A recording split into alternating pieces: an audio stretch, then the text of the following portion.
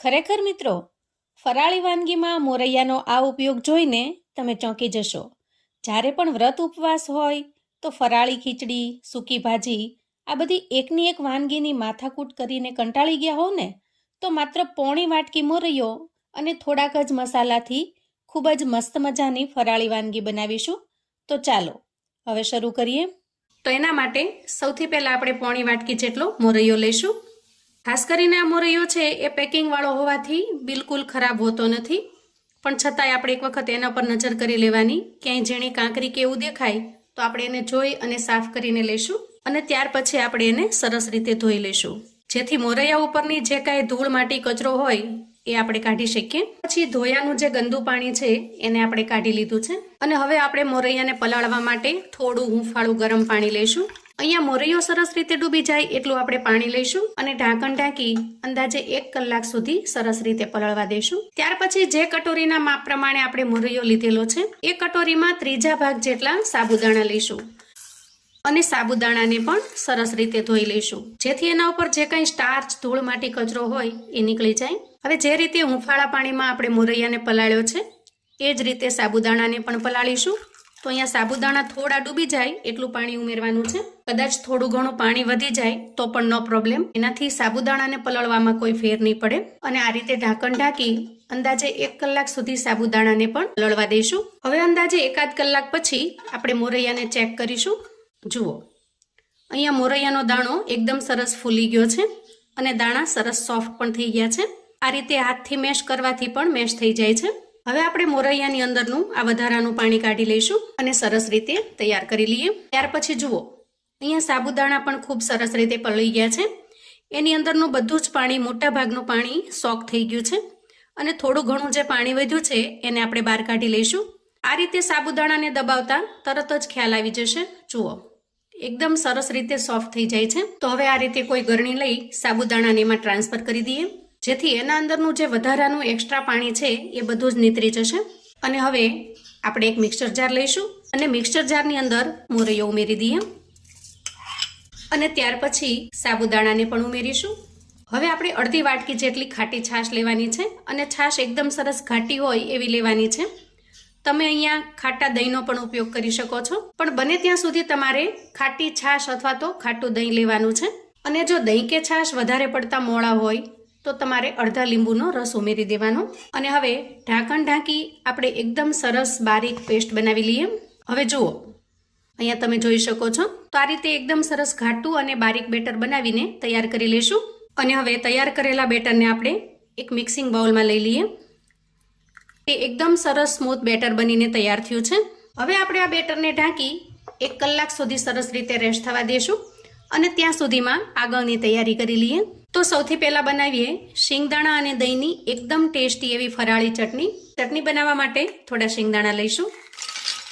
તમારે જેટલી સ્પાઇસી બનાવવી હોય એ રીતનું મરચું ઉમેરવાનું. હું અહીંયા અડધું લીલું મરચું ઉમેરી રહી છું, કેમ કે આ મરચું બહુ તીખું પણ નથી અને સાવ મોળું પણ નથી. તમારે જેટલું સ્પાઇસી બનાવવું હોય એ રીતનું મરચું ઉમેરવાનું છે. ત્યાર પછી આપણે 2 ચમચી જેટલું મોળું દહીં ઉમેરીશું અને સાથે સાથે નાનો આદુનો ટુકડો ઉમેરી દઈએ. ત્યાર પછી સ્વાદ પ્રમાણે મીઠું ઉમેરી દઈએ. 5 ચમચી જેટલું આખું જીરું ઉમેરીશું અને 4 થી 5 ચમચી જેટલું પાણી ઉમેરીશું. આજની ચટણી એકદમ સિમ્પલ મસાલાથી પણ ખૂબ જ ટેસ્ટી બને છે. તો ચાલો ફટાફટ ઢાંકણ ઢાંકી ચટણીને પીસીને તૈયાર કરી લઈએ. વાહ, જુઓ, એકદમ ટેસ્ટી એવી શિંગદાણાની ચટણી બનીને તૈયાર છે.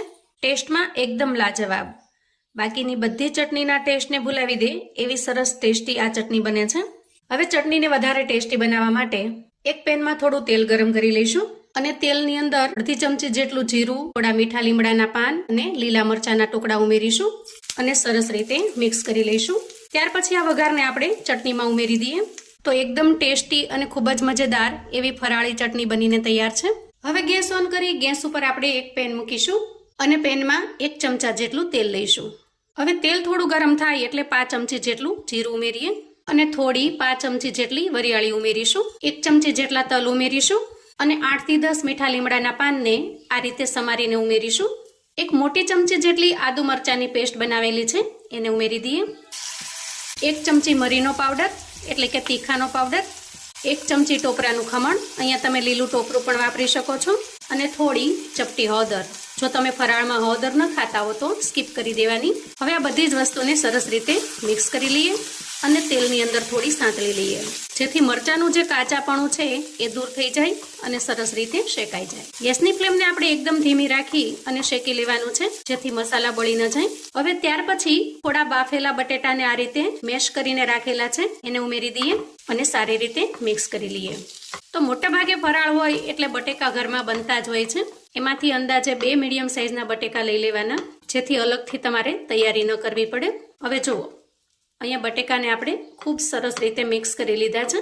તો સ્વાદ પ્રમાણે સિંધાલું મીઠું એટલે કે ફરાળી મીઠું ઉમેરી દઈએ. તમે જો રેગ્યુલર મીઠું ખાતા હો તો એ ઉમેરી દેવાનું, પણ મોટા ભાગે હું ફરાળમાં આ મીઠું વાપરું છું એટલે મેં ઉમેરેલું છે. અને થોડી ઝીણી સમારેલી કોથમીર ઉમેરીશું. એકદમ સરસ ચટપટો ટેસ્ટ લાવવા માટે અડધા લીંબુનો રસ ઉમેરી દઈએ. અને અહીંયા મારી પાસે થોડા દાડમના દાણા પણ છે તો હું એને ઉમેરી દઉં છું. તમે ચપટી ખાંડ પણ ઉમેરી શકો છો ગળપણ માટે. હવે આપણે જે વસ્તુ ઉમેરી છે એ બધી જ વસ્તુને મિશ્રણની અંદર ખૂબ સરસ રીતે મિક્સ કરી લઈશું. તો અહીંયા આપણો ખૂબ જ સરસ સ્વાદિષ્ટ એવો બટેટાનો મસાલો બનીને તૈયાર છે. આ મસાલાનો શું ઉપયોગ કરવાનો છે એ હું તમને આગળ બતાવું છું. અહીંયા ગેસની ફ્લેમને બંધ કરીશું અને મિશ્રણને થોડું ઠંડુ થવા દઈશું. હવે જુઓ, થોડી વારમાં જ મિશ્રણ સરસ રીતે ઠંડુ થઈ ગયું છે. તો હવે આ મિશ્રણની અંદરથી આપણે થોડું પોષણ લઈશું અને આ રીતે નાની ટિક્કીના શેપમાં આપણે સરસ રીતે શેપ આપી દઈશું. તો ખાસ એ વાતનો ખ્યાલ રાખવાનો છે કે આપણે જે ટિક્કી બનાવીએ છીએ એ એકદમ નાની સાઇઝમાં, લીંબુના સાઇઝમાં બનવી જોઈએ. ત્યાર પછી અંદાજે 1 કલાક જેટલો સમય થયો છે. હવે આપણે બેટરને ચેક કરીશું. અહીંયા બેટર એકદમ સરસ રીતે રેસ્ટ થઈ ગયું છે અને આપણે એના અંદર જે ખાટી છાશ ઉમેરી છે એના લીધે થોડા બબલ્સ પણ થયા છે, એટલે કે થોડું ફર્મેન્ટેશન પણ થયું છે. બેટરની કન્સિસ્ટન્સી આપણે આ રીતની રાખવાની છે. જુઓ, એટલે કે એકદમ પતલું બેટર ન બનાવતા આ રીતે ખૂબ સરસ ઘાટું એવું બેટર બનાવીને તૈયાર કરીશું. ત્યાર પછી હવે સ્વાદ પ્રમાણે સિંધવ મીઠું ઉમેરીશું અને સરસ રીતે મિક્સ કરી લઈશું. અને હવે ઉમેરીશું ઈનો ફ્રૂટ સોલ્ટ. અંદાજે 1 થી 1.5 ચમચી જેટલો આપણે અહીંયા ઈનો ઉમેરીશું અને બિલકુલ પાણી નાખ્યા વગર આ રીતે ઉપરથી નીચેની ડાયરેક્શનમાં એકદમ સરસ રીતે મિક્સ કરી લઈશું. જુઓ, કેમ કે બેટર સરસ મજાનું લિક્વિડ ટાઈપ છે એટલે પાણી ઉમેરવાની જરૂર નહીં પડે. આ રીતે એકદમ હળવા હાથથી સરસ રીતે મિક્સ કરી લઈશું. ત્યાર પછી આપણે આ રીતે એક ઇડલી સ્ટેન્ડ લેવાનું છે અને ઇડલીના બધા જ બોક્સને આપણે ઓઇલથી ગ્રીસ કરી લઈશું. હવે આપણે જે બેટર તૈયાર કર્યું છે એ થોડું થોડું બેટર આપણે સ્ટેન્ડની અંદર ઉમેરી દઈએ.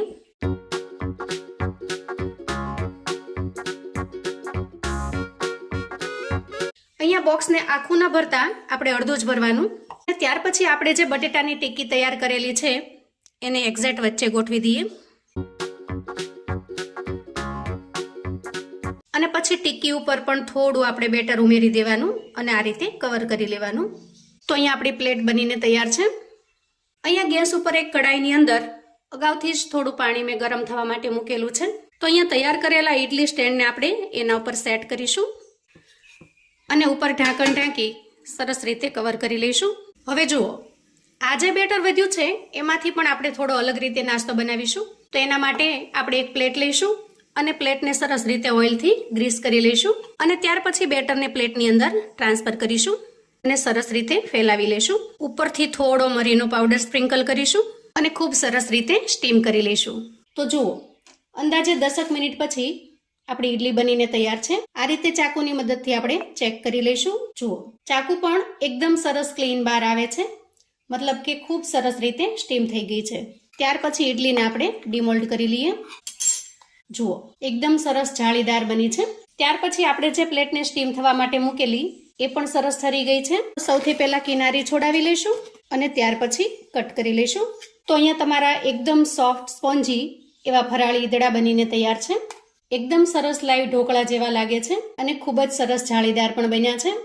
તો જુઓ, અહીંયા માત્ર એક જ બેટરમાંથી આપણે જુદી જુદી 2 રીતે નાસ્તા બનાવીને તૈયાર કર્યા છે અને આપણે બનાવેલી જે ઇડલી છે એની અંદરના સ્ટફિંગથી ઇડલીનો ટેસ્ટ તો 100 ગણો વધી જાય છે. કોઈ પણ ફરાળી વાનગીને પાછી પાડી દે એવી સરસ ટેસ્ટી બને છે. વળી એના અંદર જે બટેટાનો મસાલો છે એનાથી ઇડલી તમને ખૂબ જ ટેસ્ટી એવી લાગશે. બિલકુલ ગળે ન ચોંટે કે ગળે અટકે નહીં, બસ સડસડાટ ખાતા જ ગળા નીચે ઉતરી જશે. અને સ્વાદિષ્ટ તો એવી કે જેને ફરાળ નહીં હોય ને એ લોકો પણ ટેસ્ટથી ખાશે. અને સાથે સાથે આજે આપણે જે ઈદડા બનાવ્યા છે એ પણ સુપર સોફ્ટ છે. અને જો ઇડલી બનાવતા તમારી પાસે આ રીતે ટિક્કી વધી હોય તો ઈદડાની અંદર આ રીતે સેટ કરી દેવાની અને ત્યાર પછી બીજા પીસને એના ઉપર આ રીતે સેટ કરી દેવાનો. તો આ રીતે સરસ મજાની ઈદડાની સેન્ડવિચ પણ બનીને તૈયાર થશે. કોઈ પણ ચટણી સાથે ખૂબ જ ટેસ્ટી એવી લાગે છે અને સિમ્પલ પણ બટેકાનો મસાલો હોવાથી તમે આરામથી ખાઈ શકો છો. ખૂબ જ સ્વાદિષ્ટ લાગશે. તો મિત્રો, આવું અવનવું જાણવા માટે અને મને સપોર્ટ કરવા માટે ચેનલ પર જો તમે નવા છો તો પ્લીઝ ચેનલને સબસ્ક્રાઈબ કરો. વિડીયો ગમે તો લાઈક અને શેર કરો. તમારા સગા સંબંધી મિત્રોને પણ આપણી આજની મોરૈયાની એકદમ અલગ રીતે બનતી 2 નવી વાનગીની રેસિપી ચોક્કસથી મોકલી આપજો, જેથી એ લોકો પણ ફરાળમાં આ સરસ મજાની વસ્તુ બનાવીને તૈયાર કરી શકે, એન્જોય કરી શકે અને એના પરિવારને પીરસી શકે. કોમેન્ટમાં મને ચોક્કસથી જણાવજો મિત્રો કે આજની આ ફરાળી રેસિપી તમને કેવી લાગી છે. તમે મારો વિડીયો ક્યાંથી ને કયા ગામથી જોઈ રહ્યા છો એ પણ ચોક્કસથી જણાવજો, જેથી મને જાણીને ખૂબ જ આનંદ થશે કે મારા વ્યુઅર્સ મને ક્યાંથી જોઈ રહ્યા છે. ફરી મળીશું એક નવી રેસિપી સાથે. ત્યાં સુધી આવજો મિત્રો.